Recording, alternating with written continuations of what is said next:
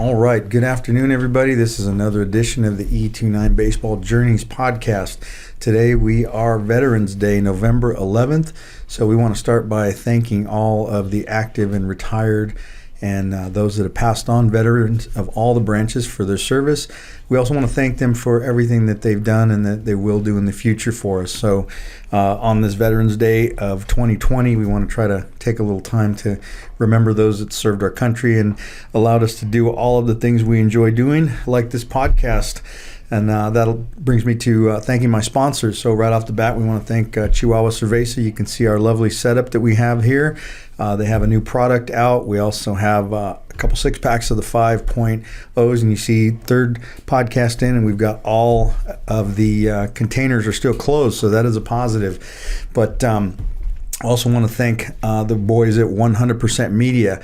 They do all of the editing, the video, and all of the production that goes on to our podcast. Also, again, a special thanks to Adam Schwartz Real Estate. Adam provides the office, provides the setup that we have here on the lovely studio for us, located right here in downtown Riverside. So again, thank you to all of our sponsors. Today I was fortunate enough to have our special guest in here, Moreno Valley Athletic Director, as well as Moreno Valley High School baseball coach, Mr. Brad Allcock. Brad, thanks for coming down. Yeah, thanks for having me. This is awesome. Yeah, this is something that you haven't been able to do for a while, but now that you got a little bit of a break in your duties, it's a holiday, so I appreciate you spending the day off with us, or a little chunk of it anyway. Yeah, definitely. It's funny you say break, because I feel like I've been busier than ever recently, but trying to manage all this stuff. But no, I appreciate it. It's good, because I know we've talked before, and you do some instruction over at the shop, and you're somewhat new, not necessarily to the area here, but still kind of new to the SoCal landscape. Definitely. As far as coaching and just being out in the area. Yeah. I've been here, I think this is my 13th year. I'm actually from Washington State. Okay. And got a teaching job down here to teach PE. Started coaching baseball. I actually coached a little bit up there in college, but just came down here. I'm definitely new to the private lesson sector, with you guys over at E29, but it's been great. It's been a good experience, and just California in general. It's so big compared to Washington State. It's like a big state, but it feels like a real small town. And when you come down, there's 1A, 2A, 3A, 4A, and over here there's sections and so many different levels. So that's different, and it's interesting. You said I said you're still kind of new, and you said 13 years. And we had Coach Svagdis in here from APU, and he's been here longer than he was on the East Coast now. Right. And he still considers himself an East Coast guy. Right. So that's funny. My our head football coach Ted Watkins is from Spokane, Washington. Okay. And he's been here much longer than me, and that was one of the first things he said was, I was like, how long until I become a Lakers fan? And he's like, that took me about 10 years. And, I was a Supersonic fan, and they're gone. So I don't know about becoming a Laker fan now that I can watch, we got satellite. I can watch the Seahawks and Mariners still, even though they're terrible. But, 10 years I start to feel like this is home, versus I used to go back all the time and still kind of feel like I was on a long vacation. Mm-hmm. But I definitely still kind of feel new, but at the same time, Southern California is my home now, for sure. Yeah, it's interesting because now, like you said, you can see any team anywhere, and it's when you mentioned basketball, I was thinking, wow, when's the last time they've had a basketball team in Seattle?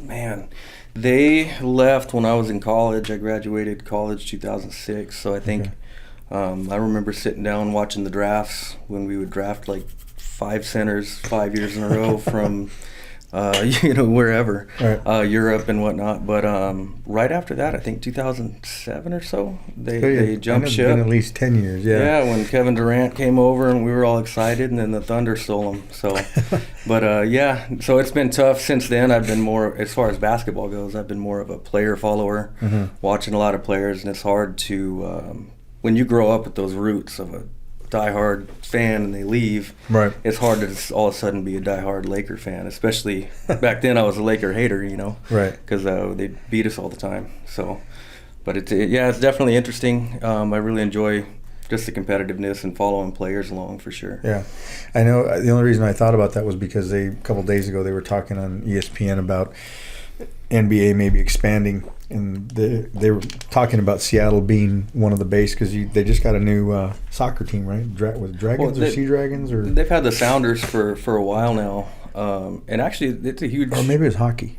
It's hockey. Hockey, it's okay, hockey, yeah. Right? And is that NHL? That's I think how much so. I pay attention. Yeah, NHL, because they were talking about the logo, Right? and how great it was for marketing that they have on the shirts. I think Right. it is Sea Dragons or something like that. But then they were talking about the NBA going back to Seattle because that's the only other big market that doesn't have a pro basketball team. Right. And then they were talking about how now that with COVID, geographically it would probably make sense because now they can keep all the West Coast teams together and just kind That's of interesting. circulate without having to go cross country and things like that. But so when you had mentioned before about break, I know talking to other teachers that you've done a lot more online stuff now, and it feels like the work is doubled because you're doing more of that stuff. Definitely. But so now that you've got double duties, you've got the coaching and the athletic director, so you're essentially doing things for all of your sports programs. Right. What kind of things have you had to do differently that maybe in a regular time you might have been able to get through a little easier than to have to do everything over? It's funny because there's some give and take to that. There's some, typically as an AD, we're meeting with ADs from all over the area, so I might have to drive 45 minutes, leave campus to go to a meeting, do our meeting for an hour, 2, 3 hours, then drive all 45 minutes to come back. Now I think even erase COVID, I still think we're going to be doing some Zoom meetings, and I think we've kind of evolved into that realm. But as far as being a coach, the only way I could have taken the AD job and stayed the head coach was if I had decent assistants or good assistants. And luckily for us at Moval, we hired Kevin Olson, who pitched for the Marlins, and he took over my job as a PE teacher. So he and my assistants have been helping a lot with the 6-period baseball online, and I jump in when I can, and you know, just trying to stay on their grades, which is tough.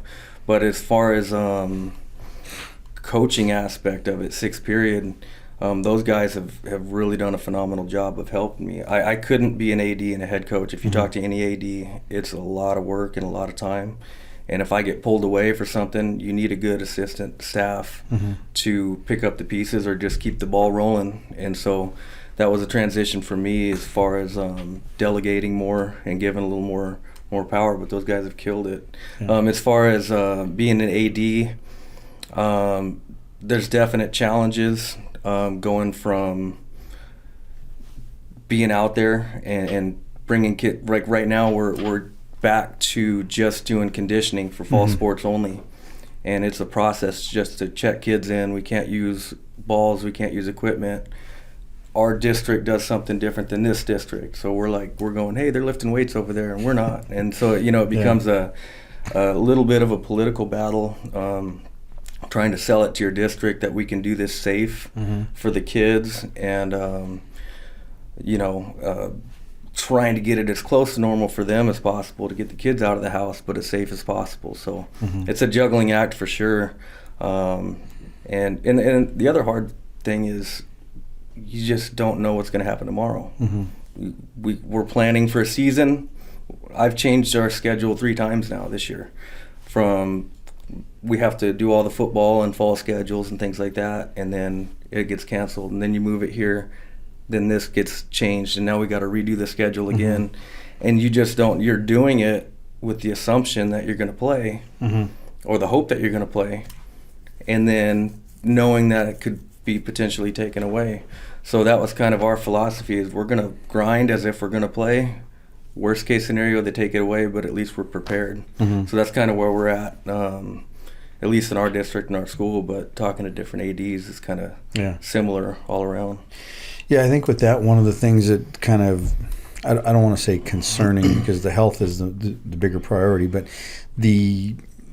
just the specifics of it, because you've got, on a normal time, you've got so much travel that's involved, busing back and forth. You've also got officials that you have to schedule. And if you start bunching sports together, a lot of those officials might do basketball and baseball. They might do baseball and football.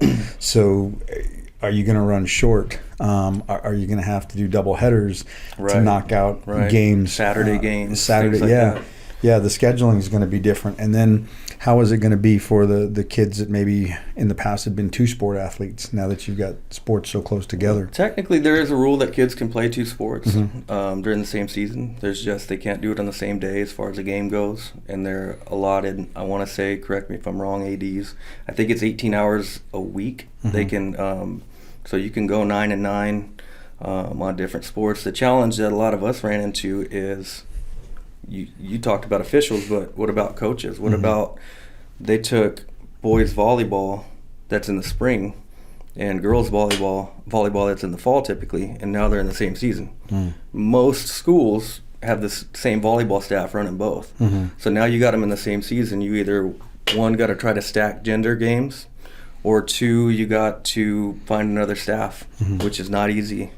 And so that becomes a challenge. Same with tennis and some of the other sports. And like you said about players playing multiple sports, a lot of volleyball kids tend to play football. You know, some sports kind of marry each other, like football, wrestling, and track, and things like that. And so now that it could hurt your boys volleyball program, or football, depending on where the kid wants to, put most of their attention to. But we try not to have a negative attitude on it, because our goal right now, we're getting the kids out there, and if it can get them out of the house safely, even if they cancel, we still see a bright spot that we're able to get them out, get them running around, get them doing some things, and it's huge for their mental health. And but it is sad to see, like last spring with baseball getting shut down, and we had a real good team. We have a couple studs on the mound for us, and it was unfortunate to see, but definitely interesting. Putting those 3 seasons into 2 changes things. So let's go with that a little bit. So I'll bring everyone up to speed with your background a little bit, but right now tell me about your program. So since you've been there, you guys have had quite a lot of success. The player talent level and the recruitment, a lot of that attention and stuff has been doubled since you got there. A lot of success in the program has merited a lot of attention from colleges and things like that. So what tell us a little bit about the program since you took over the last couple of years. Yeah, well, actually a lot of people don't know this, but I was the head coach. I think 2009 was my first year. I was the head coach for 3 years, and back then we'd win maybe 1, 2, 3 games, and we were not good. It was you're just trying to fill a team at that point. And it got to the point with other things going on, I was just in a position to step down. And we had a few coaches. A lot of people know Troy Percival came through there, as well as Jason Klug, who's over at Norte Vista, came through there, and he's an alumni of Movell as well. And Troy came in and brought a little Percival attitude, which was great for a little bit of notoriety within our program. But the challenge for us has always been, for whatever reason, we've gotten a little bit of a bad rap as far as our school goes. And once you're there, you realize, it's perception, and it's not. We've had so many compliments if you come to our field now, of how our field looks, how the school is, and how our kids are awesome kids. And you realize that once you get there, and I think that perception is slowly changing over time. So one of my goals when I came back as a coach was I had to think, like, okay, if I'm a dad of an 8th grader, and the 8th grader lives across the street and he's a stud baseball player, how do I get that kid to want to just go to our school? I don't care. The kids outside, I'm not trying to pull those kids in. I want the kids in our community to want to go to our school. And so we really spent a lot of time and effort in building relationships with grounds in the district, and the district's gotten a little more supportive as far as sports go, and supporting the sports. And so we like to think we got one of the nicest fields in the area, and getting speakers up there. We redid our dugouts, and that's starting number one, make you feel proud about where you're playing. And then from there, really developing players. And once we started to develop players, they would start to follow. And then the kids would, I'm going to go to Movell and play there. And then we did have success that one year. I had we started off 1-9, and I had an epiphany as a coach. We were 0-8 at this point. And we are in the bottom of the 7th inning at home, and we got a runner in scoring position. Big knock, I wave him around, slides in, I'm jumping up, I look into our dugout, and our kids are just like butterflies, and I'm just blown away. I'm like, this is a walk-off, huge hit, huge, and I look in there and I'm like, hey, and the kids are like, Coach, what inning is it? And I'm like, are you kidding me? So I had to look in the mirror a little bit and realize, I had to make some changes at that point, culturally. And, we had that big win for us to kind of, because we were close, and we were 0-8, but we weren't like getting boat raced 0-8. And we had to learn how to win a little bit. And so I took a step back. I had Coach Stein, who actually played at Canyon Springs. He coaches with us now. I had said, you know what, you guys, you're the third base coach. You and JR, you guys are taking over the offense. I'm stepping back. I'm going to coach the dugout. We're going to preach culture here. And we started getting, everybody gets a pound, everybody gets a touch, pick each other up, no matter what.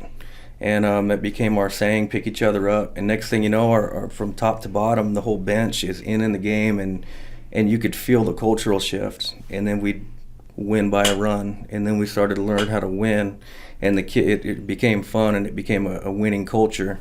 And that's really kind of what got us over the hump. And then you start winning, it becomes contagious. We went on a few runs, and we end up playing in the semis against Malibu, which were supposed to just boat race us. They come out to our place, and once again we're getting compliments from the parents, like, wow, I didn't know Movell was this nice.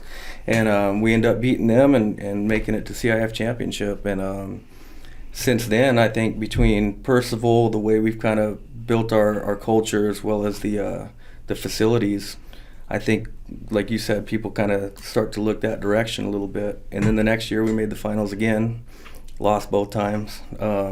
That's coaching. Yeah, 100%. They got us there, and I messed it up. But so from there, you start to get the kids that live across the street to go to us, and from there it's just kind of a fine oiled machine, and it gets to that, and then now we're just focused on developing players and trying to get them to the point where they can play college ball and graduate and move on from there. So, yeah, we like where we're at right now. And this year we're going to have a kid drafted. We had a kid sign a full ride to Coppin State last year, and he was one of their top pitchers as a freshman, touching 93, graduated with a 4.7 GPA. And this year, Anthony Silvis, he's got a full ride to CBU. He'll get drafted. He's mid-90s right now. So we feel like within everything we've kind of done there, that we're up to the level with a lot of programs in the area for sure. Good. So, with that said, give me an example, or when I bring the colleges in here, I tell them this is kind of your time to talk about your program, right. Maybe let parents know or players know that aren't familiar with it. So even at the high school level, what are some of the things that you like to do, let's just say on a normal day when you're running practice, some things that you might think are maybe different from other programs, or things that you've instilled from your playing background that the kids have done, maybe even mechanically or fundamentally, drills, things like that, or if there's something that you have them doing in the off season, like for right now. I know it's different when you talked about the Zoom meetings. Is there something that you've got your guys kind of working on to build some mental stamina, or maybe just to kind of keep them mentally in the game and be prepared for that day when you guys do come back in January, I think is what the schedule says? Yeah, one of an epiphany I had way back when I was coaching is, I started off in the fall of my first day out there, first day out of college. I had this practice plan that was this college practice plan. I was ready to go, and the kid comes up to me, I throw with this hand, which hand do I put the glove on? And I just took that paper, threw it in the trash, and go, all right, guys, this is a glove. So from there, I realized I needed to teach the game. Sure. And so that's where we started off. And then I'm teaching the game and I'm really focused on that. And then guys hit a ground ball to third, and we bloop, little rainbow to first base. Kid beats out a routine ground ball, and that was consistently happen. So I'm playing our infield in situations you wouldn't typically do that. And I got other coaches, why are you doing that? I'm like, just you'll see. Trust me. And so my epiphany was, you know what? I can teach the game all we want, but if we don't have the tools, it doesn't matter. Yeah, we're lined up great, but I can't even make the play. So I really took a shift, and we started focusing in the fall really on arm strength, bigger, faster, stronger. And we play a decent fall ball, but we don't overkill it with games because, you know, a kid, you're going to get your at-bats, which is really important, but you might sit in right field for 3 hours and never touch a ball. Right. Where I can be so much more productive at practice. And so we really focus. I pitched in college. Kevin Olson's there. Everybody on our team that can lift the ball up is going to learn to pitch, whether they pitch or not. But that's something that we really pride our program on is pitching and then building arm strength. So we do take our whole fall, and we're just focused on getting long toss to 3-4 days a week, our band work, and giving the kids the tools. Now, once you have the tools and we get to, towards season, now I can put you in the right area. Sure. Now that routine ground ball, you're throwing 85 across the diamond, and we got something. Mm-hmm. And so, for what we do, I've seen a lot of schools, and, everybody's got their own different things that work for them. But a lot of schools have played 30, 40, 50 games in the fall and winter. And for us, I've also seen kids get burnt out. Mm-hmm. We get to regular season, and they're like, they're not even excited about the season. And I'm going, maybe it's because I did 50 fall ball games, and, it's just another day for them. Yeah. So I wanted to get that excitement going into the season, as well as build that arm strength. And so that's something we do a lot. Another thing is we really try to, you'll see my teaching background, I teach PE, mm-hmm. I taught PE. And so you got 55 kids. You got to get 55 kids in a class engaged one way or another. And I can't stand it when there's a coach working with one kid, flipping soft toss or something at him, and there's a line of 15 kids. And when I first started coaching, it was a lot of times it would just be me. Mm-hmm. And I'd have the JV down the left field line and the varsity down the right field line, and I'm coaching the whole program. And so I really had to learn, okay, how can I get all these kids engaged at once? And so we really focus on getting the kids in, learning the drills to where they can run a lot of it. Mm-hmm. But we don't like to waste time. I don't like a kid to stand there and wait his turn. While you're waiting your turn, you could be doing dry hacks up against the fence. You could be doing some tee work. You could be over here doing pick drills, whatever it is. We try to keep the kids engaged as much as we can. And so that's that. And then as far as another epiphany, we had pitching-wise, I call this my own touted pitching 101, or pitching you mm-hmm. at Moreno Valley High School. But we like to teach kids to throw up in the zone. When we grew up, it's throw to the knees, throw to the knees, throw to the knees. And mm-hmm. what's everybody do nowadays? They mm-hmm. dip and rip. Sure. And you're throwing to their happy zone. Mm-hmm. So we teach kids, on the mound to be able to read a swing. We watch the guy on deck, I'm giving all my secrets away, and, read the swing. And if the guy's doing this big old uppercut hack, we're going to throw 3 fastballs at your belt, 4-seam fastballs, not waste any time, and you're either going to pop up or strike out. But we also teach the tools to be able to manipulate the ball, throw the 2-seamers down and run stuff down for the kids that, we feel we can get out that way. So we spend a lot of time on pitching, and then, basic baseball stuff, not reinventing the wheel, but trying to give the kids, like I said, the tools to be able to, when we get them in a game, get the job done from there. Mm-hmm. Once you got the tools, we can put you where we need to be.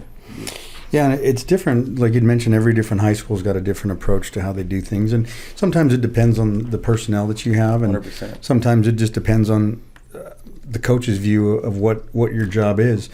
And talking to Coach Holly a minute ago, we were talking about the differences between D1, D2, D3, and sometimes D3 gets a bad rap just because of the D3 number, right? And a lot of players have never actually gone out and watched a D3 game to see that there's guys throwing 92, 93 there. Yeah, definitely. So, understanding that even the high school level at the varsity level, depending on where you are, it doesn't really matter because you're still developmental, and so playing all those games, and you've heard me do this at the shop where I have all these parents that are chasing tournaments all over the country, right. and he's got to play. I'm like, and then you come back and how'd it go? Well, he only got 2 at-bats. We drove all the way out to Tucson and we played 3 games, 2 nights in a hotel, $400 for meals, and he got 2 innings. Yeah. So it doesn't really help, and not understanding, I think, again, that if you can't execute the things that you need to in a game, your swing, throw strikes, throw ball across the diamond, field ground balls, playing more games is only going to increase your opportunity to maybe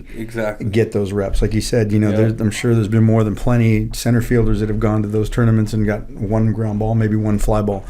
But when they start to understand that it's all breaking down to personal development, right? And especially now, you can probably attest to this too, now that you're getting a chance to have your guys focus on something even specific, if they need to get faster, now they've got nothing but time to get faster. Right. The guys that may have been a little behind in their arm strength, now they're given a few extra weeks to work on it because of the situation. It's funny you mention that because, for us, typically right now, we're in our arm strengthening program. And so when we're on Zoom, where I grew up, I may not have had a partner to throw with, and I grew up in Washington State where it rains all the time.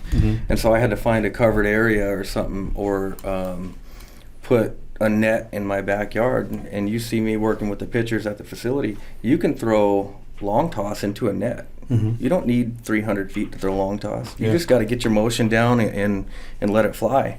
And when I'm talking to the kids on Zoom, I'm going, hey, you can do anything. I don't care how much money you have. If you want to work, you can do it in your backyard. You can throw a ball against the wall. You can do all the band stuff. You can do band stuff with a bottle full of rocks, the 3-4 pound weights. So there's so much you can do within that realm. But that's something that we really appreciate these kids right now is, there's no reason you can't do long toss and arm strength. And we're trying to push it on them. It's a little easier to be there and make them do it. And the kids that may not be internally driven. And we'll see which kids are really working when we come back out there. But yeah, it's definitely different. It's interesting you say that because I've got you by a few years, but I remember back in the old days when I was at Valley and we were doing pitching drills, we'd go over to the tennis courts and we'd grab those tennis ball cans and fill them up with dirt, and you tape the top and leave those in your bag. There's your weights right there. Yeah, there's your weights. And so it's something that even, you get to have to be more creative right now. And talking to the other coaches earlier, we were saying this is really going to define a lot of those players. You probably know going in because you're around them all the time which guys are going to take that time and actually be a little more proactive, and which guys are going to come back the same. Right. And you've seen some of the guys at the shop where I've showed you one guy that lost 30 pounds. I have a couple guys that put on 5 or 6 pounds of weight. And, doing things like that. So when you go back, you're going to really be able to tell, and especially more than anybody with the AD side, that you have a schedule, and your prep time for your season right now is not going to be very long. Exactly. So you're going to have guys showing up ready. Yeah, and they know that too, and they know, we talk all the time, and part of that's the mental wake up and you look around like, I don't feel like doing nothing today. I got stuck in the apartment or whatever. But that's the mental toughness that if you get out of this better, how much more mentally strong are you going to be than the next kid that, is sedentary and not out there doing it. And so we remind our guys all the time, like, hey, like you said, we have a small window. We're going to come in here and, how am I going to evaluate some of the newer kids that come in? Because I don't care if you're a freshman, and if you can play, you're going to play for us on varsity level. I don't do the juniors and seniors only thing. No, if you can play and you're better than that kid, you're going to play. Yeah. And so to evaluate that, it's going to be tough for us when we come back. So these kids, I said, we don't have time to sit there and teach all the stuff that we would typically teach in the fall. We got to get out, we'll get our arms in shape. We're not going to go out and throw 100 pitches or anything like that. But at the same time, I need to see some results now. Yeah. Because we're playing next month. What is your? I know when you guys come back, when your season for baseball, what is the actual start date for practice? Oh, for practice? Yeah. Well, I thought it was January, right? Yeah, it's in January. You mean official practice? Where you can, yeah. Well, technically, each district's going to be different as far as the COVID stuff goes. Right now, our goal as ADs within our district, some districts already have spring sports out there. And that's kind of the weird battle with what this district's doing versus this district. Are you in this county that's purple or this county that's red? So when we come back, we're pushing to try to open it up for spring sports, which is also basketball and softball and some of the other ones. But we're hoping in December at our next board meeting, we're hoping to be able to open it up to at least get out there and condition. And right now we just passed within our district to be able to use your own ball as you're out there, which for baseball, if you find a brick wall, we can throw the ball against it and field ground balls and get creative that way. But yeah, as soon as that gets approved from our board, we can get out and start doing some things. But I think a lot of schools will probably wait till the end of January, and once again, it's just a guessing game on what's the county going to allow, what's the district's going to allow, and the state, and so on down the line. But so on the original schedule, because I know that I saw the JC schedule first, and then I think I saw it was probably Riverside County, their schedule, and I thought it was mid-January, and then you had maybe 4 weeks, and then your first game somewhere around mid-February, maybe end of February? Yeah, we would typically be at the end of February. Okay. I've been focused so much on fall right now that I don't know exactly what the new timeline is to start for our first game. I could look it up. But, typically it'd be the end of February, and we'd have our little winter break where we would just lift. But, back when we played, we weren't allowed to even... Or at least it was this way in Washington. We weren't allowed to even really be in contact with our coach until that start date. Now it's open. You can coach 365 days a year, and that makes it better / challenging, because if you got to compete with the coach that's gonna coach 365 days a year with no time off. But as far as us getting out there, it should be open, minus COVID. You could practice, whenever. Right. Well, even that I think is going to change now, just because in general, I know 10, 15 years ago, some friends I had that were coaching at the high school level, they stopped even having summer teams, and that was kind of at the evolution of travel ball. Right. Half my guys are going to go play travel ball, so I'm not even going to try to compete with them, just let them go. I was actually even at one practice where I know I saw, I'm not going to name the coach, but I know he asked the group of kids there, how many of you guys have a place to play? And all but 2 raised their hands. And he says, you two guys need to go find some, because we're not having a summer program. Well, and that depends on your program too, because when I first started coaching, I would ask that question, and nobody had a place to play. Right. And I'm trying to find, and our talent level wasn't exactly travel ball level. Right. So we were playing for the city. So then at that point, I felt obligated to have some sort of a summer program to get more innings, to try to stay up to par with some of these bigger programs. Now, since we've evolved and we got a lot more talent, I asked that question, and you're right, 90% have a place to play. Right. And so us doing a summer program, my summer program would really consist of just a couple days a week, come and get some work in, fixing something. Now it's time to fix. Let's change your arm slot. Let's fix your swing a little bit. Now, you don't fix it mid-season, so if we're able to kind of do a couple days a week and then they go play somewhere, for the summer, then that's great. Yeah. But I think it just, once again, depends on where you're at in your program. Yeah, I think most of the kids now that have aspirations of playing at a higher level in high school and beyond already have some type of off-site training in mind, either speed and agility, strength, hitting, pitching, coaching. So a lot of that is going to, like you said, be by area. But, with your guys now, is there anything that you've had as far as like weekly Zoom meetings with them when you guys meet you said you have your 2 coaches doing things. Right. What kind of things are they doing through Zoom with your players? Well, another thing that's different, Washington to California, is they have 6-period athletics. Mm-hmm. So 6th period is taught by Kevin Olson. Used to be me until I became AD. And so it's daily. Every single day we have a Zoom. Okay. And I try to get on as much as I can while also dealing with my other things with the AD stuff. But what they're doing is we're getting kids to video themselves. So, and then we'll do breakout sessions. Mm-hmm. So we'll break out and do hitters over here, pitchers over here. And we'll have the kids, for their assignment, turn in their video of them throwing a flat ground or whatever.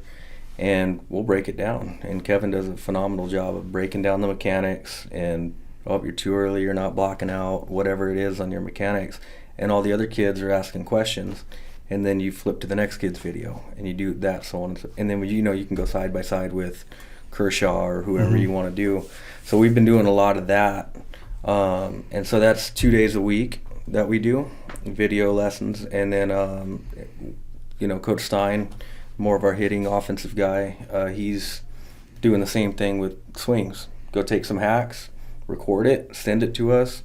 We'll break it down online, and then break it down so everybody can see. Give you drills then to do. Mm-hmm. Then send me a video again next week.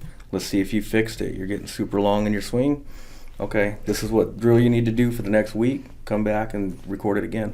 Then the other days they're working out. Mm-hmm. We're doing, all right, turn your cameras on, get in your room, get your band going, start doing some push-ups. And Coach has he's been doing a good job of getting them a good workout every, typically Monday, Wednesday, Friday. Mm-hmm. And then sometimes, give them a mental break. These kids are on screen all day long. Right. And sometimes it's like, hey, let's just sit back and talk some baseball, So we get back in some of our old war stories of college ball, and, Kevin played it in the big league, so we start picking his brain on some things. Mm-hmm. And the kids really, they enjoy it. They just sit and listen. And sometimes they'll talk smack a little bit in the chat. And so, but for the most part, we try to get to work and get them either learning or actually physically hammering out push-ups and getting their core stronger, squat jumps, all that fun stuff.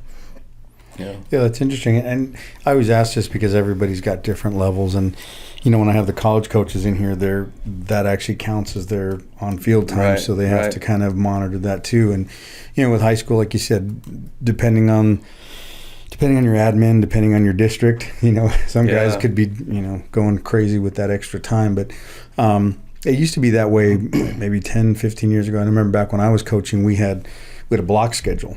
And so in the fall, I had 2 days a week that I could work with them. Fortunately, those 2 days a week were about 90. Yeah, they're about 90 minutes long, so we could get a full practice in 90 minutes. And then there was that dead period in the summer where we couldn't do anything with them. We couldn't do any tryouts until after, or couldn't contact the middle school kids until they technically graduated from middle school. Right. So if we wanted to do any type of a tryout, a workout, come out for our summer program, we couldn't do any of that until after a certain time. So. And I don't know if maybe just the school boards or CIF just got tired of monitoring that stuff, and they finally just I think that's what it is. People are telling on each other. They're and then you can't police that. How do you police that? So it's definitely got to the point where it's all right. We'll give you guys a couple rules. Try to stay within that realm, and don't get anybody arrested. Exactly. Yeah. If you could do that, then you're good. But. Well, it's interesting, too, because you said I'm not interested in the guys outside of my area, just the guys across the street. But even that, too, that was a big issue back then. I don't know how prevalent it was in Washington, but, out here for a while. And unfortunately, it kind of started with, I think, a lot of trainers, because back in the old days, there were kids driving from Riverside out to Orange County because that was the only person that was doing training, and now you can't throw a stick without hitting a trainer, but hopefully it's not a very long throw for a good one. But you have those trainers that were, maybe I'm working with a guy 2 miles away and he works at this school. Hey, just transfer, come over here. Well, that's one of the things. They opened up the time frame, but they definitely made it more difficult to transfer now. The transfer rules changed last a year and a half ago or 2 years ago, to where it's difficult now. If you're following a coach like that, that's against CIF rules. And as an AD, I'm processing transfers all the time. And you got to really prove you moved from one house to another, your whole family unit.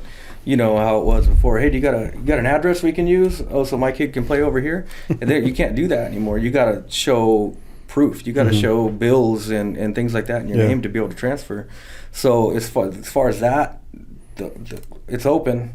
You can practice pretty much all year minus the dead period, but the transfer is difficult. And then if you try to transfer multiple times, you're going to have to sit a year.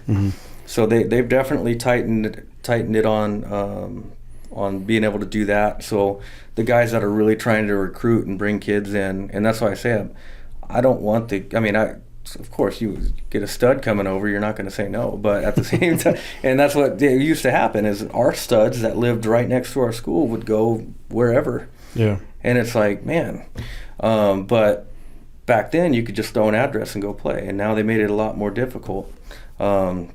So yeah, hopefully within our program, we built it to where those kids want to come to us.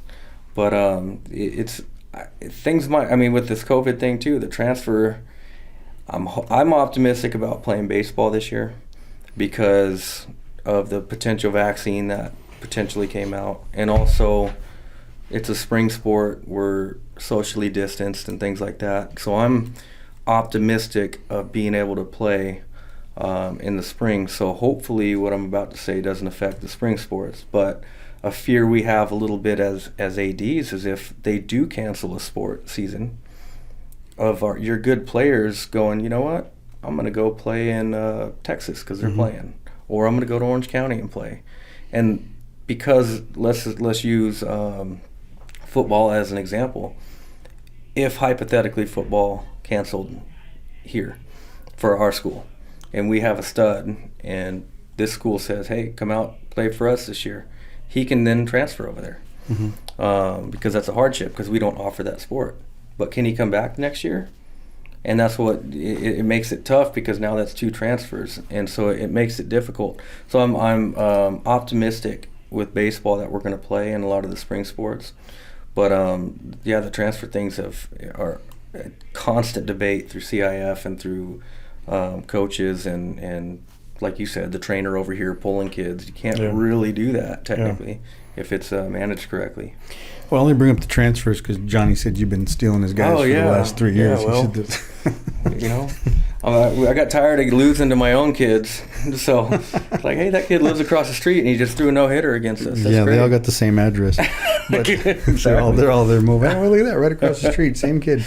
It is definitely something that I know it was getting to the point where it was ridiculous because all of the paperwork and like I said, I'm sure there was more than a few people employed by districts just to hey, go to this house and make sure this kid's got a bag there or whatever. Right. But it's to the point where you almost want to just fall back and leave it on the parents. You know what? If you really feel like that's a good way to go, go ahead. And everybody that's been through it before knows that it's gonna, in the long run, it's gonna affect that kid somewhere else because that's not the way to teach anything, or to operate. And I've, again, being older, I came from a one high school town, and there was that sense of pride and that sense of unity and that sense of just wanting to compete with that next town over, and you had all of the kids coming here. And again, the nice part was I think when I graduated, we were probably, I'm going to guess maybe 4,000 kids. And I know when our tryouts were 75 to 100 kids. So when you were legitimately on the varsity team, you were a good player. Right, for sure. It wasn't competing with, whatever. And I was never one, or the guys, I don't think that there were kids that were even mentally built that way that I didn't want to stay and compete. My first thought was never run because I wasn't good enough to make it here. I wanted to, I'd rather fail and not play than run somewhere else and try to make it with lesser competition. But I think that's something that when they get a handle on it, or they just start putting more restrictions on it, like the situation you just mentioned. I think an easy fix is if you transfer out of state, you got to apply before you come back. Yeah, so that's pretty much what it is. Yeah. Is if you leave, then you come back. You got to go through the transfer process, and based off of what happened, CIF will determine whether you can play right away or you have to sit or whatever it is. Now, if a whole family unit moves, because that happens, you know, and you never know what situation they're in. If they have to move several times, they won't get a penalty as long as they can prove that they've actually moved with the whole family unit. But yeah, no, as far as the sense of pride, like 100%, it's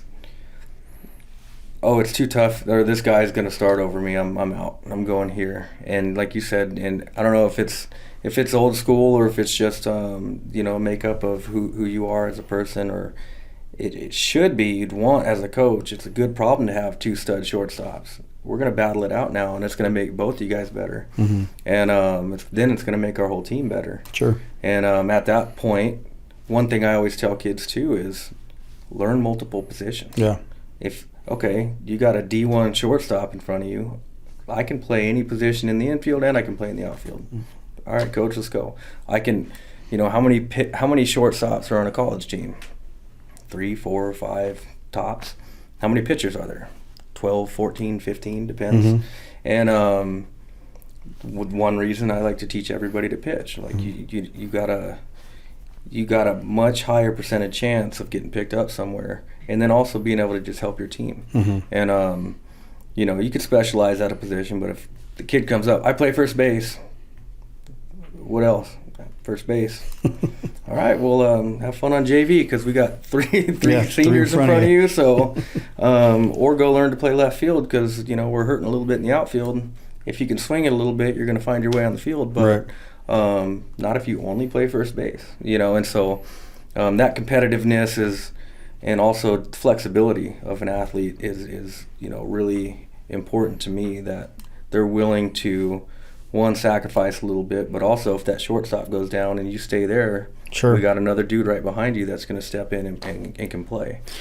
Well, I really like the philosophy you have of teaching everyone how to pitch for a couple reasons. One, when I work with pitchers that are transitioning, or when we do have games and situations, things like that, I try to tell the parents part of learning how to pitch is learning how to succeed from failure. Right. So there's been times where, a kid's just been getting shellacked, and I know he's only at a low number of pitches. Leave him on the mound. Yeah, exactly. Let him roast. Yeah, one, because Billy doesn't want to go out there. Two, because, no one's going to help him if he's not throwing strikes. He needs to learn how to throw strikes so we can help him. There's nothing we can do.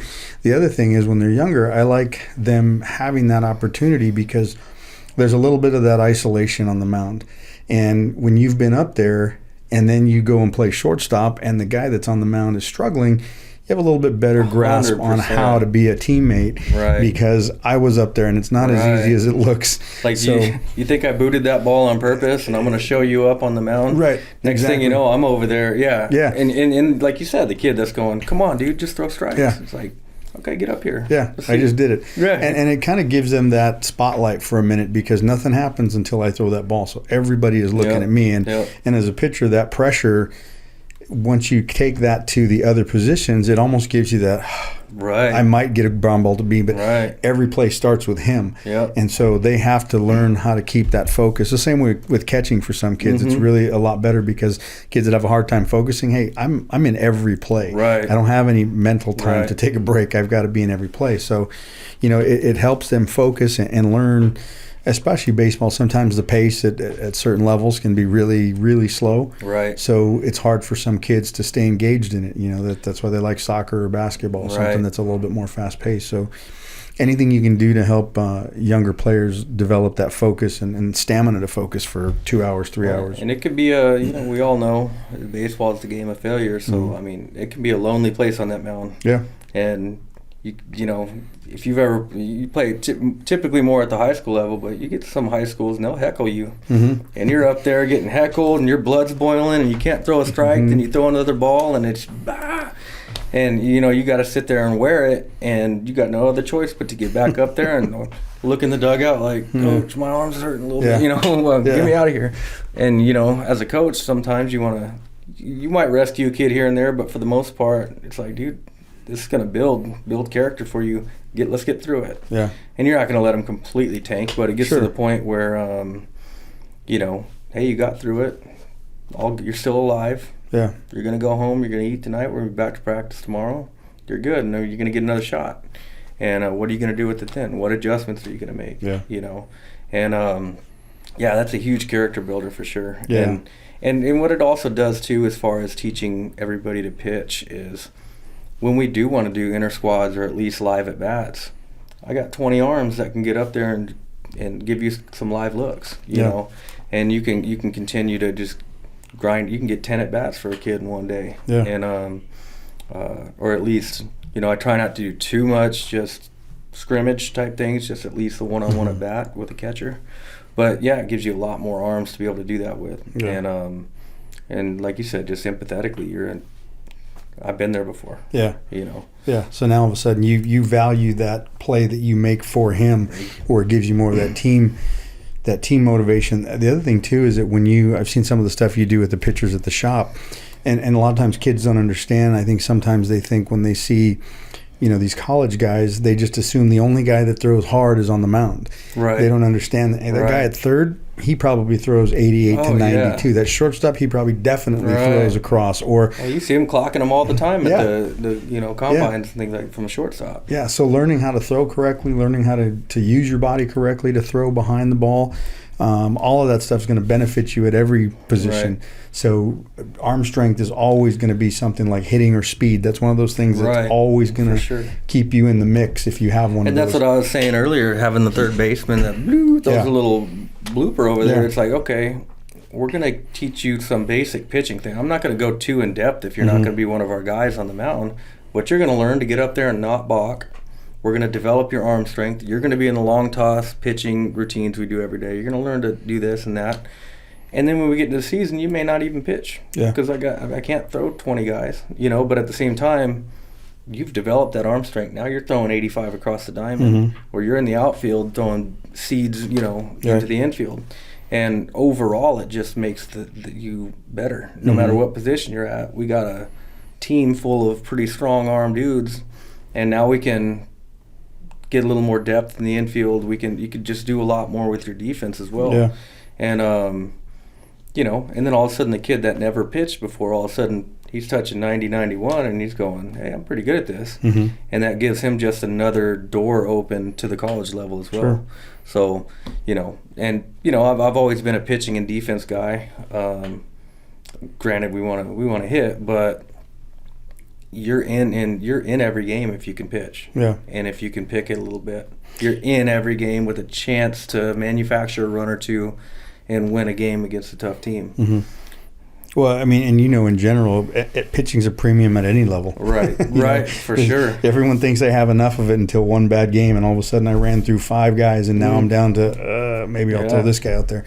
But the other part, too, is that when you focus on the mechanics like you guys do, kids don't understand sometimes that I can't develop past a certain point if my mechanics aren't correct with my arm. If I have a hitch in my arm, or if I have, you know, it's like lifting weights. I can do something with just raw strength, but if I want to continue to climb, at some point I've got to learn doing it right. Yeah. You know, you get the 8th grade kid that just dominates everybody, right? And all he did was he was bigger. Yeah. He grew faster than everybody, so he gets up there and he's just throwing 4 seams, striking everybody out. The big kid with the big long swing that's just hitting bombs in Little League. Yeah. And now he gets up to us, and I'm like, dude, with that long swing, 82 is going to saw you off. Yeah. We got to shorten your swing up. What? You got to learn to hit the ball the other way because you're way out. You can't. Let's hit. There's a big field out there. Let's go that way. Yeah. And it's tougher to teach those kids because they've had so much success. Just flinging the ball up there. Harder than everybody because they're bigger. Now I got to go, okay. And one of the first things I teach the kids is, all right, are you a thrower or are you a pitcher? Right. Yeah, you can get up and throw, but can you pitch? Can you play a little chess on the mound? Can you spot up? Can you throw some O2s off the plate and in the dirt and wherever and climb the ladder? Or are you just going to get up and no mechanics, just wing it up there because you get to the varsity level and they're going to put that in the pool? Yeah. You know, you might want to You might want to start closing up your top half and working some mechanics. Yeah. And it takes a little more convincing for some of those kids to buy in. Some do, some don't. Yeah. And the ones that don't, they get passed up by the little kid that's doing it right, that's learning how to pitch. Sure. Now all of a sudden he grows, he's throwing gas, and one of them's Rashad Ruff, the kid that I talked about that's at Coppin State. They would laugh. I remember playing Rev, and he's, no joke, maybe 5'1", 90 pounds. And this kid's on the mound. And me calling a game as a pitcher, it was like, as a pitching coach or whatever, it's like playing a video game with him. Mm-hmm. Let's climb the ladder 2 inches more. Let's go off the plate that much. Mm-hmm. And he could throw his off speed at any count he wanted. And they were laughing at him because it was funny. It looked like a little kid we just pulled out of the crowd and put him on the mound in a varsity game. Next thing you know, it's the 7th inning. It's 1-1, and then he's still on the mound, just chucking it, And he, at that point, he was maybe 78 miles an hour. Mm-hmm. Now he's like 93, but he learned how to pitch, and he could spot up any count, whatever. And now he grew. Now he's throwing gas. That kid, barring injury, can. To me, I might see him on TV pitching. Mm-hmm. But you get the other guys, like you said, that just throw gas and never learn how to pitch. Now you're like, hey, let's manipulate some spin, and it's hard for them. Yeah. You really got to get in there and start to really teach them to run stuff and to get behind the seams and do whatever it is that's their strength. But it's tough for them to go from throwing to pitching. Yeah. I think it's easier to go from pitching to I throw gas, now watch out. Right. Yeah, it's interesting. I was more of a jackass than you. When I would do the pitching things, I'd have the catchers, and we had those big orange road cones, thanks to City of Riverside. But we would. Those are beautiful. Yeah, those are great tees. And they donate them. They leave them all over the street, and every now and then you find the brand new ones. So we'd go out there, and I'd ask the kid, what do you throw? 1, 2, 3, like Bugs Bunny. We'd get to, if I hold down 2 fingers twice, and take your catcher's glove off. Yeah, exactly. He's got to stand up and give him. So and I would tell him, okay, let's start with the fastballs. I'd drop that road cone right in the middle of home plate. I'd tell my catcher, every other pitch, I want you to move right, move left. And I said, unless he can hit you each time 5 times on each side, then send him to come get me. I go, if he can't throw the straight ball on either side of the cone, I go, if I hear a lot of cussing or I keep hearing that thing getting thumped, I'm not coming back. Right. And so, if we can't throw the ball straight, then we're not going to worry about moving fingers and all that stuff. And that's what's great about, to me, when we have our throwing program and we really manipulate the fastball to try to, we're going alternating 2-seam, 4-seam, and to me, when I was on the mound and I just didn't have it, I'm just like, all right, let's go to the 2-seam and just run it up there and see if I can saw some guys off, or climb the ladder. And you're literally pitching a game with just the fastball. Up, down, in, out, off the plate, tease the zone, whatever it is.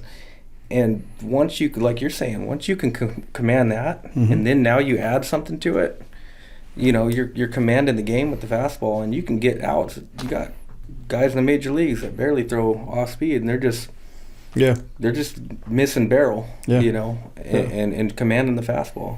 Yeah, but again, that's like you don't ever see that part of it. They always highlight 100%. The highest ball off the bat or the fastest pitch thrown or whatever.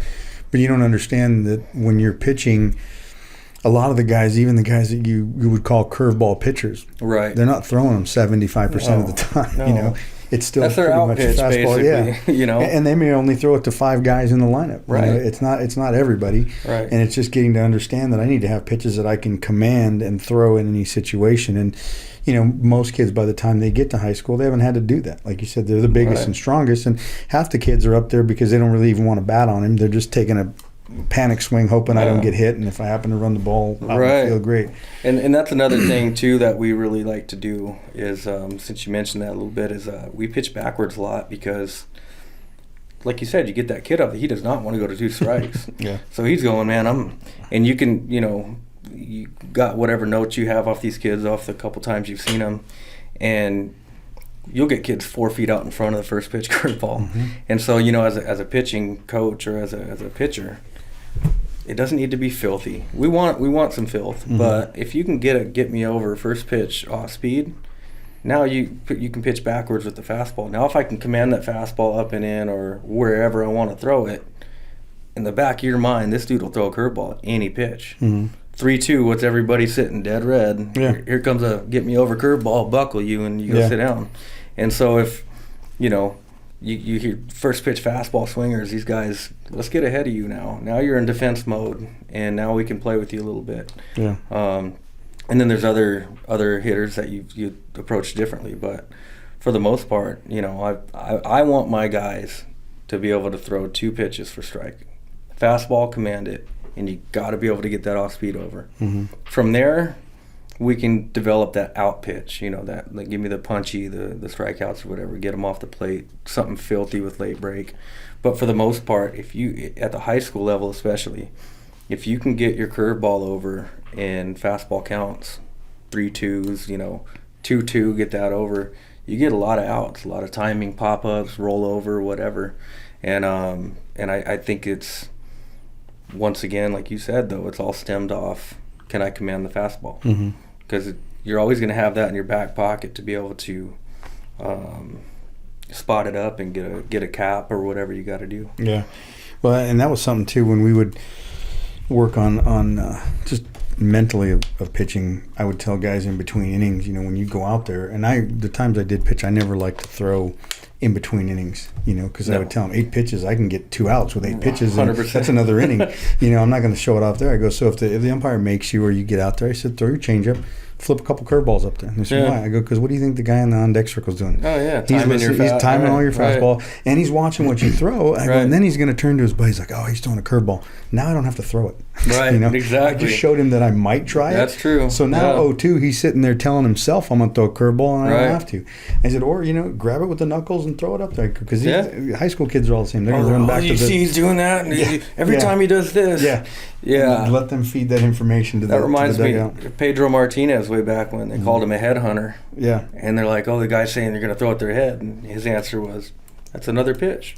If you think I'm throwing it at your head and I hit the outside corner and you're stepping in the bucket, I mentally I have another pitch now. And I haven't even done anything besides Randy Johnson's throwing to the backstop or something. And if that's in the back of your mind, that this dude's junk, that's all he is. And then all of a sudden, like you said, you can just... Here comes a fastball. Get you out conventionally. It's just getting them to think about more than one pitch. And so, there's so many different things to do, but it's one of the things where I think as a coach, if you really get into that part of it, I like that part. Everybody likes to work on hitting because it's fun for the kids. And I know a lot of guys like to throw BP because they get involved. But, the defensive part of it, I think, is more frustrating, and I think mentally it's like football. You watch these football games and you can tell when a team's given up, and you can tell when that's mentally they've quit.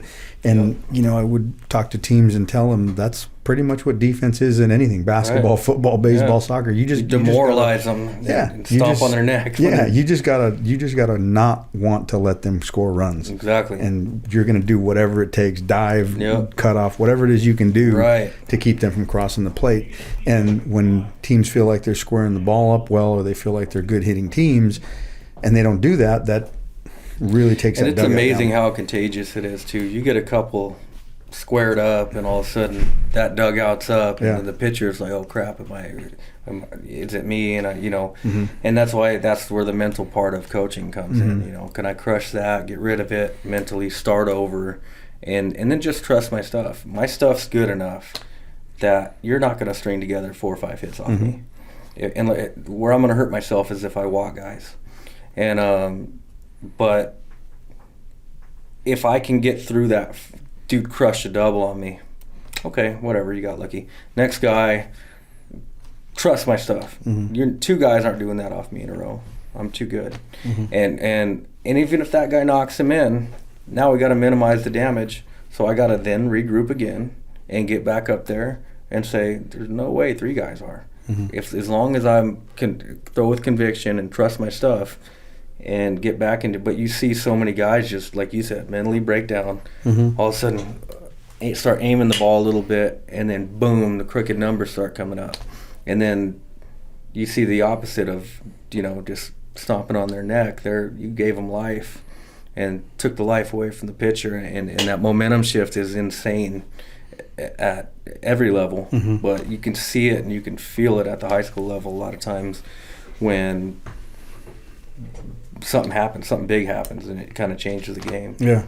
So you could probably relate to this a little more than I do, just because I get more of a variety than just pitchers. But when you get the kids up from middle school or 8th, 9th grade or first year on your team, I've noticed a lot of younger pitchers are really hesitant or even fearful of pitching to contact. And I think part of it, like we said, we always see velocity on TV, and the swing and mix is always sexy than a guy hitting a ground ball to short and the shortstop. It equals the same, but one just looks a little bit more dominant than the other, and it's hard to get kids to understand that. Look, I want to get out of there as fast as I can, and if I can do it in 3 swings rather than fighting this guy for 7 pitches, just to get the punch out, it's better that way. Yeah, and if you might get ahead of a kid 0-2, and then I hate the waste pitch. It's literally a waste. You're wasting that. You see catchers standing up, and they throw the you don't even tease the zone with them at all. Yeah. And so get them out in 3 pitches, especially depending on the order, but you got to sell that to the kid. Like you're talking about that a ground ball's okay. I want you in the game. If you can stay into the 7th inning and you're under 90 pitches or something like that, then we're going to do it. But if you're trying so hard to get a punch out that you got him 0-2, and now you're going to throw a slider 6 feet off the plate, throw a high fastball way up here, now it's basically a hitter's count because it's 2-2. You don't want to go 3-2. And then you've also thrown 4 pitches now. Right. And then maybe a foul ball or something. And next thing you know, you're 5-6 pitches into it, and then you might get an out. Next guy up, same situation. I got to get the strikeout. And it's really hard to teach to pitch to contact, but it's part of selling the big picture. I want you in the game in the 7th inning. But if you're going to get your pitch count up so early, let's keep it to 12 to 14 pitches at most. But if you're going to throw a ball, it better be a quality ball. I got to tease the plate a little bit. I'm not going to throw it immediately out of my hands. Hitter just goes, give up on it. That did nothing. It didn't set up my next pitch. It didn't tease me. It didn't even set up his next at bat because I didn't see a quality pitch from you. And so a lot of guys you can do that with. And so like one thing I'll teach our guys is, okay, and we'll have notes on kids or whatever, but this is a free swinger. You don't even need to throw this guy a strike. He's going to get himself out. Yeah. He's going to swing at anything. So let's not even give him anything near his happy zone, and you're going to get a strikeout in 3 pitches. But for the most part, other guys, let's try to miss barrel. Let's change his eye level. Let's go in and out. Let's if we're going to spike one, you better tease the zone. And a pop-up's okay first pitch or whatever, because your pitch count's low. So pitch count's huge for me as far as, like I said, getting them to buy in that I don't need to have 10 strikeouts. And like you said, just missing barrels. If you can do that, you'll be successful. Yeah, on that note, I was actually really glad when they instituted the pitch count, not necessarily for the tournaments and things like that so they could use their best guy, 2-3 games, but more because it put a value on those throws. For sure. Kids not understanding. Like, oh crap, I'm at 55 and then I can't pitch Friday unless I. Yeah. Hey, if I can, coaches, I keep going if I can keep this pitch count down. And it teaches them to be more forceful to contact and to stay more around the zone, like you said, and it kind of took away those waste pitches. 100%. Because even if you have, take a regular travel ball team or something, even if you have 12 or 13 kids, the odds are they're not all at the same level on the mound. Right. You're going to have a drop off from your 1, 2, 3s, or you have your Sunday championship game guys. So obviously he's the one you want on the mound. Right. So the guys that come after him are probably not as comfortable. So it created that value in your pitches for you because now they all count because one too many and I can't come back. And that's a huge sell too, especially when you get to the playoffs in high school level, because you might have a game. They spread it out a little more. Usually your league games are going to be like Tuesday, Thursday. So you're only going to have one day for your guy unless you want to close him on both games or something like that. But for the most part, you get to the playoffs and you're going to have 2-3 days rest. And so you're trying to get your stud. You kind of map out a road to winning the championship, and you'd love to get your stud on the mound in that championship game. Obviously, you got to get there first, but that's a big sell. It's like, dude, your pitch count cannot get out of control or we got to go to number 2, 3, 4, Right. and hopefully be able to come back to you game 2 or 3 or whatever, off of however many days rest. Yeah. So no, it's definitely, that's a good part of it. I think the other good part of the pitch count is that there are negligent coaches out there that want to win that tournament, and they'll put their guy on the mound and throw him to, or maybe don't understand, or just kind of put a team together and don't really get protecting these kids' arms, and it forces them to, as a coach, not overuse your guy on the mound. So I think it's a mixture of both. It's good for the safety, but I think, like you said, it is definitely a tool for them to, a carrot to dangle over them to not waste pitches, too many. Yeah, sure. Which, I mean, either way, it's good for the younger players especially, and I think for the high school guys, it adds value to them because it forces them to think a little bit differently on the mound. And again, it does, for your throwers, it kind of puts them in that, hey, now I've got to be a pitcher. Right, because for sure. I can't waste any of my throws on there.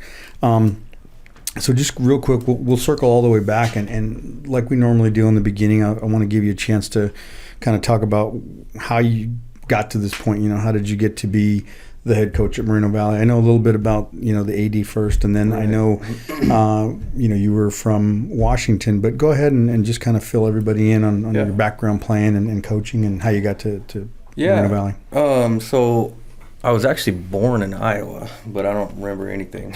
I moved to Washington when I was 3 years old by myself. Family moved to Washington, and grew up there, didn't have much money, moved around a lot, so I didn't really play any Little League. Just we couldn't afford to play on any team. I played on one T-ball team, and then from there, when I got to junior high, we had junior high sports there, and I was pumped because then I could play on a team because, like I said, I couldn't afford it. So I make the team, but in 7th grade, I'm just a complete jackass. I'm class clown, making everybody laugh, and that was my thing. But I love sports, and I was good at sports. I was playing football, basketball, baseball, everything. And then football, I don't get to play in a couple games. I'm like, I don't really care. Baseball's my sport. Get to baseball, make the team. I literally have 5 or 6 Fs in 7th grade. and it's nothing. It's just pure giving a crap about what I'm doing. And first game comes. I make the team. First game comes, I sit there, and I'm watching, and it just eats me. And I'm like, God, screw this. You know what? Next day, I'm sitting in the front row. That night, I got, my cool trapper keeper. And I got my little peachy folders and all that, and got it all set up and organized. And I go in there, sitting right in the front, and my teachers are like, okay. And start just paying attention a little bit, doing the assignments, and my friends are like, why aren't you in the back with us anymore, And next thing you know, within a week or so, I'm eligible to play. It was that easy to just literally put some effort into it. But I didn't care about biology or any of that stuff. I cared about baseball. Sure. And so that's what drove me to do well in school. Next thing you know, it started to get really easy. I was like, I just got to be organized and just do it. And I could still be a little bit of a clown to a degree, but not to where I'm sitting in the principal's office every day anymore.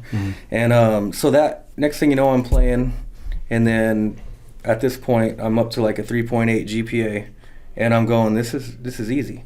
And so anyway, I carried that throughout high school and started to take pride in school. Now I wanted to have a 4.0, and but it once again took baseball to motivate me to get me to do that. And that I'm a proponent for middle school sports.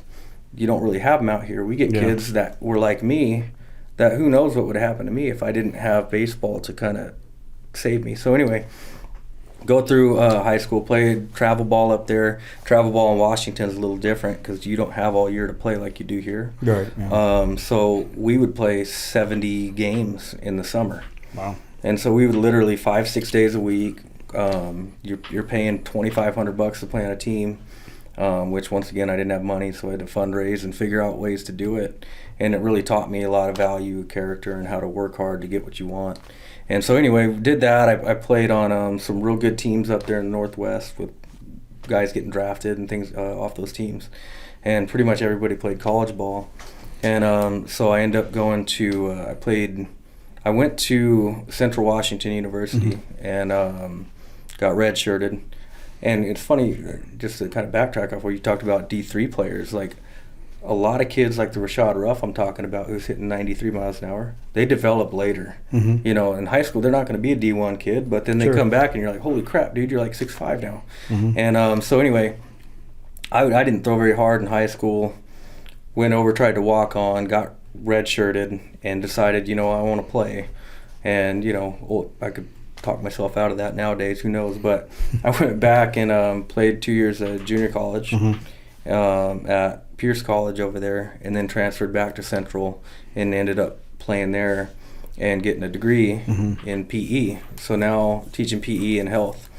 And at that point, I realized that I wasn't going to the big leagues. You know, I could touch 90. I was high 80s, but I'm just a 6'1" right-handed guy that's high 80s touching 90. I'm like, whatever with elbow problems. So I wanted to get into teaching, so I started substituting up there and looking for jobs. And it's hard to find a PE teaching job. It really is, because a lot of people, once they get into teaching PE, they stay there. Mm-hmm. And so I'm looking all over. I'm interviewing, trying, and there's nowhere to go.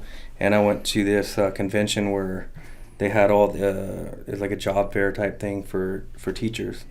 And nobody has PE in this whole big old warehouse. And I go down the out-of-state aisle or whatever, and they have North Carolina, Alaska. They're like, we got a PE position open. There's 25 people in the town, and you know, you got to fly your groceries in, and it's going to freeze. It's blocking.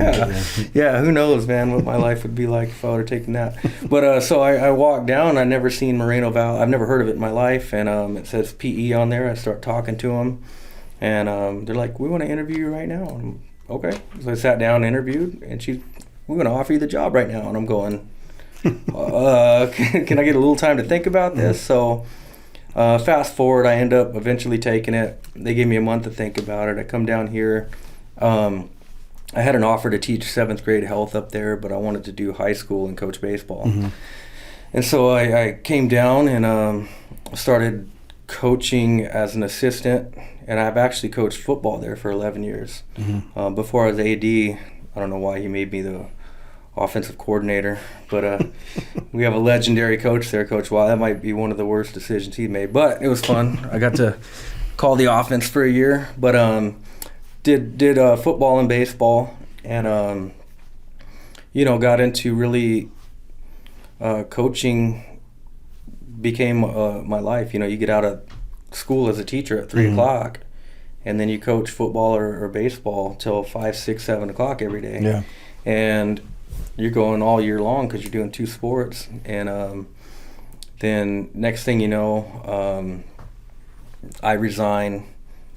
Percival and Klug and a couple guys take over, and then they both left, and I'm sitting there as a PE teacher with Steve Ferreira, who was the AD at the time, who does hitting lessons also with you. And I'm telling the guys, like, hey, we're going to find a good coach. We're going to find a coach, I promise you. I'm calling any baseball guy I can think of, hey, come coach at Mobile.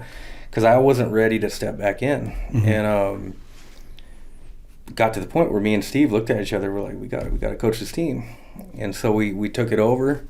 And we were one play away from making the playoffs. I kind of got an itch back into it, started back. And ever since then, I've been still, the head coach over there. And then making those couple runs literally the next 2 years was huge. And then now then I become the AD, and I don't want to give it up. Like, we've built such a good program, and we should be good for years to come. And it's one of those things that, like I said, I now am the head coach / AD, but I have to put a lot of trust into my assistants. Mm-hmm.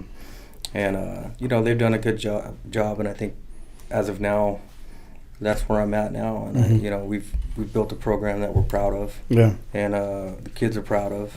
And like you said, we got a little more. They don't look at us like, oh, Mobile anymore.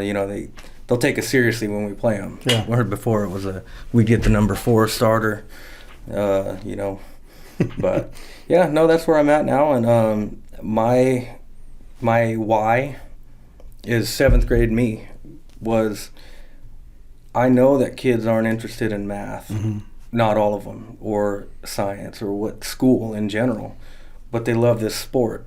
Or I don't care if it's chess club, whatever it is, they love it. That's what's going to get them to go to school. That's what, to me, I don't know if it saved my life, but it got me to where I was today.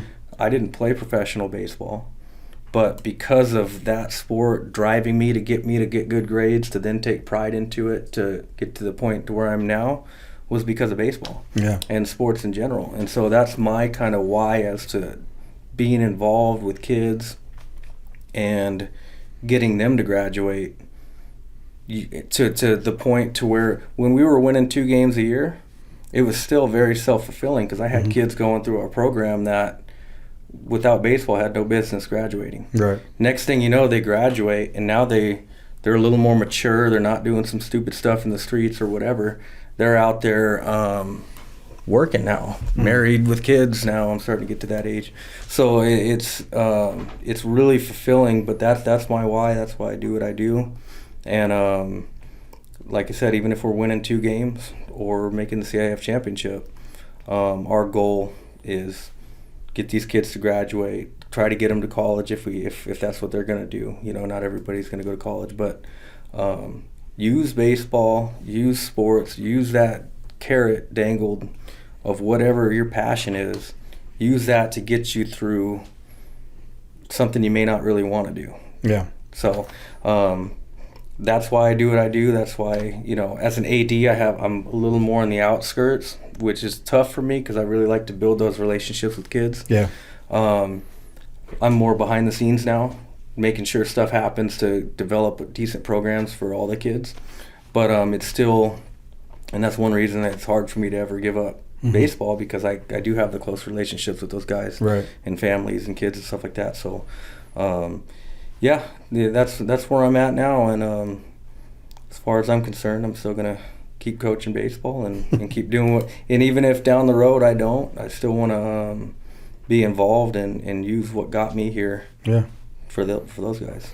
Well, it's interesting because that kind of wraps everything up for the day together, because we were talking about coaching football and baseball. My first guest, Paul Sfagdis from APU, he was telling me when he first moved out here, he got the job at Pomona Pitzer. He was the head football coach and the head baseball coach at the same time. Jeez. And he said, so you imagine going 12 months a year straight, and he did it for 8 years. And I said, mentally, I couldn't wrap my brain around that, because you're always in game competitive mindset. In the off season, you're trying to do an off season while you're doing a regular season. Yeah. And that's kind of what I did. Luckily, I wasn't the head football coach. I couldn't do both. Yeah. Because I would neglect one or the other. Yeah. And for sure, like I see some ADs that are the head football coach. Yeah. And that's just another, head baseball coach. You're busy, you got a lot going on. But if you follow a head football coach around a little bit, and those guys they're doing a lot. Yeah. But. Well, and then what we were talking about earlier right now, your why, when I was talking to Aaron that was here right before you, we were talking about that D3 mentality about a lot of kids. And I said, well, some kids don't want to continue to put up those kind of academic numbers at a D3 that you do. And I said, but if they look at it as, I'm not doing it for history, science, or English. I'm doing it for baseball. Right. And in order to play at that level, I've got to maintain these grades. I can probably do a 3.0 pretty easy, but I've got to maintain a 3.7 for sure to continue to play here at this school. And so, the baseball being their why too, and wrapping their head around, look, I can be an underachiever, but I can't be an underachiever here at the D3 level. And that's the carrot, and that's finding motivation. How do you find... It may not be what you might work a job you're not hugely fond of. Yeah. But that vacation you're working for in the summer, that's your motivation to get up. All right, let's plan this out, or I want to buy this house, or whatever motivation you got to find. Use it. Yeah. And that's what we really try to push with, just in sports. And like I said, I don't care if it's band or orchestra or whatever reason you want to get there. That's why I like the caveat that you have to have a 2.0. You have to be on pace to graduate in order to participate, because that's your reward. Yeah. That's your reward. Yeah. Work hard to get that reward. Yeah. And so, yeah. So, and then the other question I was thinking of, you said Pierce. Who were your coaches at Pierce? Well, first year, why can't I think of his name? Mooch. What was his first name? He actually, they got let go that first year. We had an interesting year. Do you know who Ed Chef is? Yeah. So you've heard, I'm sure, some stories, and everybody hears the chef stories. Yeah. And this guy was on that level. Okay. It was crazy. And I actually like the guy a lot. I've known him a lot after. Why am I not thinking of his name? Anyway, he whatever happened, they got let go. And then, but that was my first year. Quick story. I came in out of the bullpen my freshman year, college, and this guy's our head coach. And I come in out of the bullpen, first inning, 2 strikeouts. I'm like, college is easy. Next inning, 2 strikeouts, no hits. I'm like, this is great. Next inning, hit the first guy, and I think I walked the second guy, and I'm like, crap. Coach comes out of the dugout, yanks the ball out of my hand, go sit down. I'm like, okay. And, I'm a rookie, and I sit down in the dugout, and he comes storming in, flips his hat around 2 inches from my nose, and I'm like, oh crap, and he's just laying into me. That's your fault, just ripping me, and I'm going, okay, this is what college baseball is about. But that was my first college experience. But anyway, so he was the head coach my freshman year. We won like 3 games. We were terrible. And then our sophomore year, we had he was a high school coach, Jason Pasinich. He came in, and we made the playoffs for the first time in I don't know how many years at that school. Since then, they've won the NWACS, which is Northwest Athletic, which is wood bat, by the way. So, he was there, and then Desi Story's the head coach at Central Washington. He's been there forever. Yeah. Well, the reason I ask is we had talked before about, kind of getting you guys connected with other college coaches, and I'd asked you about Mike Nadeau before. Right. And it's funny that's right. You said, okay. Because I posted a clip when Mike was in here, and one of the things he mentioned about transitioning into head coaching, he says, when my first job, I was offered the job at Pierce College. He says, and everybody I talked to said, don't play there. 100%. It's a career killer. You'll never come back from it. He says, but then some of the guys that I knew that have been head college coaches said, do it, take it, be the guy that turns it around. Was he the head coach that won that? You know what? I don't think he was. I don't know how long he was there, but when you had mentioned Pierce, I thought you're about the age where you might have crossed him as a coach or him, but I think you guys might even might have been before or after. But when you'd mentioned that, I thought, well, that's a coincidence that you guys both said that same school. So. My sophomore year, I think that was 2003 and 4, and we turned it around that year. We had a good year, and but I don't know how long that head coach percent. When do you know when Mike took over? I don't. Mike, I'm going to say he's about 46 or 48. So he's probably, it's about that point where maybe might have been right after that. Right, around there. Like you would probably, if you saw him and you talked about it a little bit, you could probably trace that. Yeah, I know this guy, that guy, this guy. It's funny when you leave a program too, is you always look back like, oh, they got that field, or they got this, and we were practicing. There's a mental hospital right there by the school, and I'm not even joking. You have your right field fence, and there's a gate, and then a mental hospital. And we're taking BP, and they're yelling at us the whole time.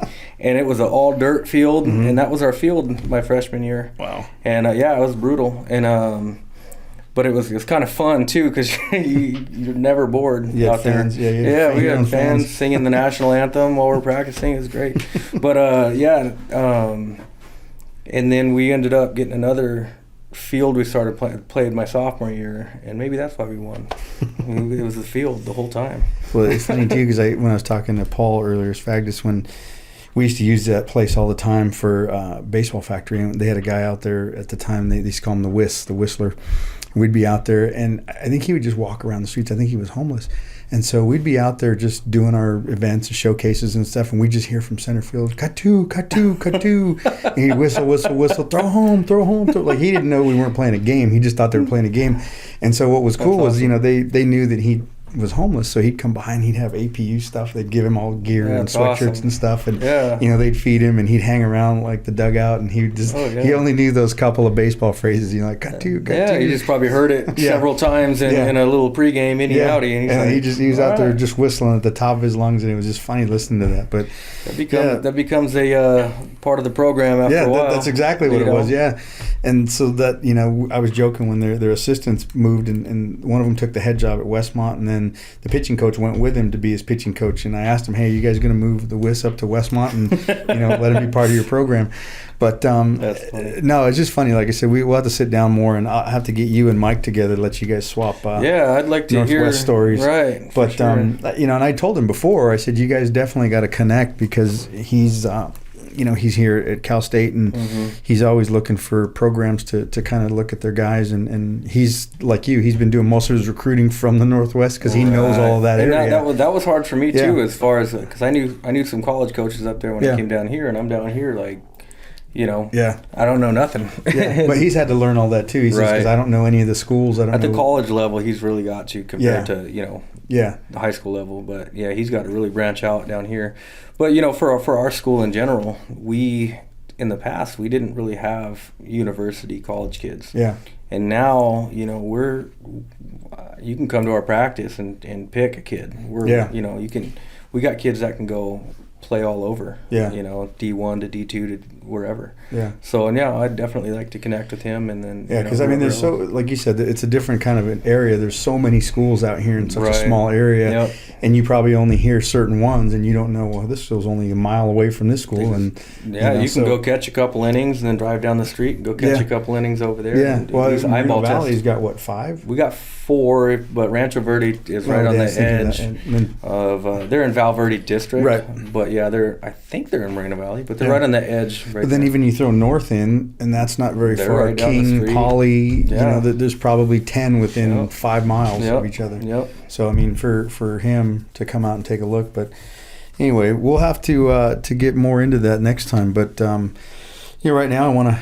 Thank you for coming out, and we've chatted before and text, and I've been trying to get you out here. I'm glad you had a little bit of a break, but I get you back to the family. I know you've got your day off. You want to take a little bit of advantage. Mom's got the birthday, so we got to go take Mom to eat. Oh wow, man, I appreciate that even better. I would have it felt bad now, but you know what? We were gonna do a late afternoon anyway, so it worked out. Even better. I'll give you a gift to take to Mom. I don't know if she likes Mexican lager, but that might be a. If she don't like it, I'll dabble. Put a bow on that for her until you got it custom. But anyway, we'll definitely chop it up again. And like I said, hopefully we can get on the field. And my goal the next time around is maybe I can take the camera crew out to the field, that'd be and amazing. We can do like a little post game, pre game, or whatever. Definitely. But, we'll see how it goes. Hopefully, right now we're just hoping for January and guys get on the field and we can see what they can do again. Right.